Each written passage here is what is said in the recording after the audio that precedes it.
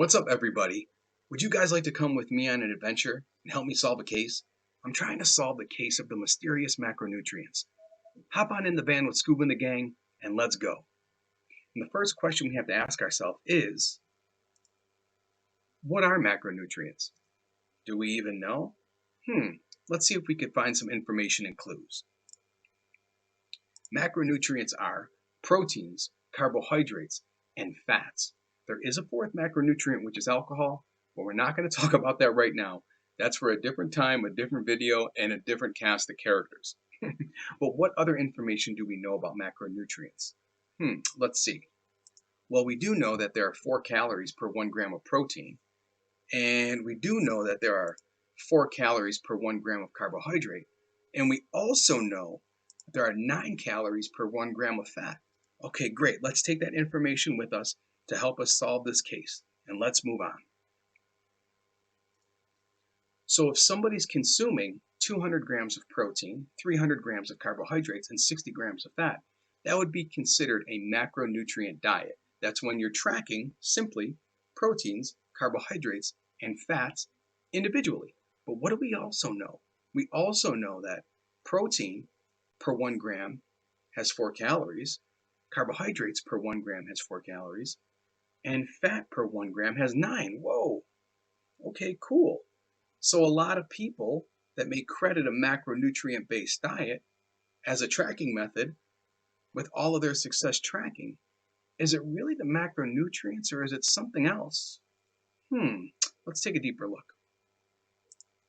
Well, if you were to consume 200 grams of protein per day, you would multiply that 200 grams by 4 and you would get 800 calories. Why? Again, because every 1 gram of protein has 4 calories within it. And if you were consuming 300 grams of carbohydrates and you multiplied that by 4, that would give you 1200 calories. Why? Because every 1 gram of carbohydrate has 4 calories within it. And if you were to take the 60 grams of fat you were consuming per day and multiply that by 9, well, that would give us 540 calories. Why? Because every 1 gram of fat has 9 calories within it. And that would take us to a caloric total of 2,540 calories. So Mr. Macronutrients is actually Mr. Calories. I'm not knocking tracking macros. I think tracking macros is fantastic. If it works for you, it works for me. I enjoy doing it. But I don't think, and I don't believe everybody needs to track macronutrients. Not everybody should be tracking protein, carbs, and fat. Let's look a little deeper. If we look at some takeaway points I laid out for you guys, any tracking method that is safe and sustainable, I don't have a problem with. But I don't want people crediting approach over science. So whether you're tracking macros, whether you're doing intermittent fasting, whether you're doing high fat, low fat, whatever, in order for you to lose weight, you'd have to consume less calories than your body requires to maintain its current weight. You have to eat less. So with a lot of the approaches and methods that people use, they tend to overcredit them and ignore the science behind why they're losing the weight, which is a reduction in calories. Pretty simple. So not only does tracking macronutrients work, but just tracking calories will work. And many other methods will work. It really just depends on the individual and what they're comfortable with doing. So I always suggest to treat each client as an individual. Understand their nutritional age, which means understand how much they know about nutrition and what help they need along the way.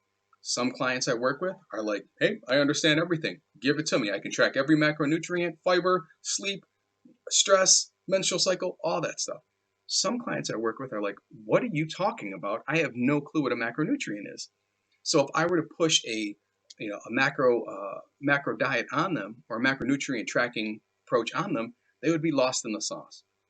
So I do like tracking macronutrients, but it's not the end all be all. And you really have to understand what the client understands before suggesting an approach, because you want them to not only have short-term success, but long-term success. Long-term weight loss sustainability is key. So we have to find an approach that a client is comfortable with. We want to provide the client with education. I don't just hand out numbers and tell them go track these, come back later. A lot of it has to do with life, scheduling, monitoring, fluctuation, stress, sleep, menstrual cycle, steps, exercise, and the individual themselves. There's a lot that goes into it. And you want to make sure they develop a basic understanding of what they're doing. So, quite frankly, they can do it on their own for the rest of their life.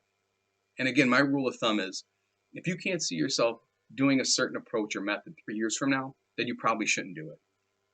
Find something else uh, that you understand and that you can implement within your schedule. Because I don't want to set people up for failure, and I think that's what happens sometimes. But I want to thank you guys for joining me on this journey to help me solve the case of the mysterious macronutrients. If you like the video, give it a like.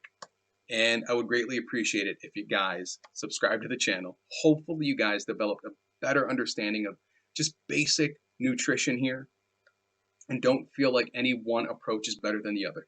Find a safe, sustainable approach that you can incorporate that helps you not only lose weight, but sustain it long term. I'll catch you guys next adventure.